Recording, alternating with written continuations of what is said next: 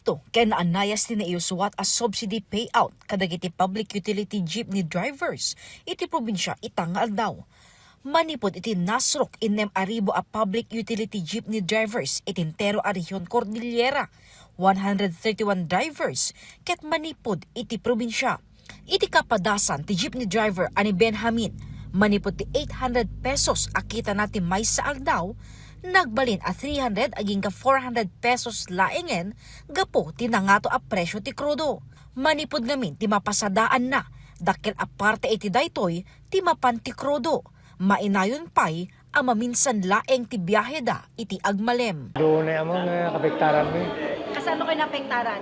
Siyempre, basit ti mayawid mi. Adado nga dayo di may krudo mi kaysa yay mabati. Daytoy ti kang runan a rason ti panakaited ti financial assistance kadagiti adda iti sektor ti transportasyon, babaen iti assistance to individuals in crisis situation ti DSWD.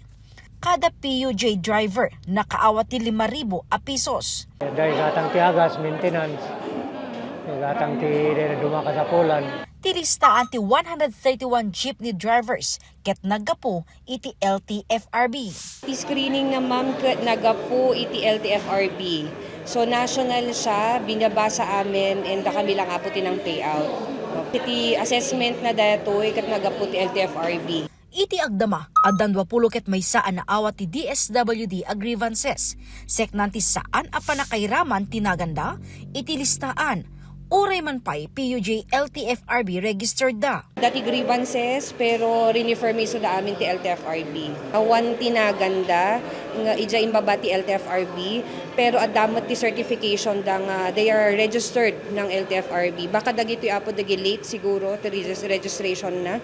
So i-verify mi pa submit mi kan LTFRB kasi isu da apo tag-assess, isu dapat ti mga proof nga mangibaba kanya mi ti listaan. Sa Nord, nagiging ma'am awan maawat na subsidy. Hanpay nga sure ma'am, no, that awang maawat da, pero i-requestan dan tumanen siguro ti pondo.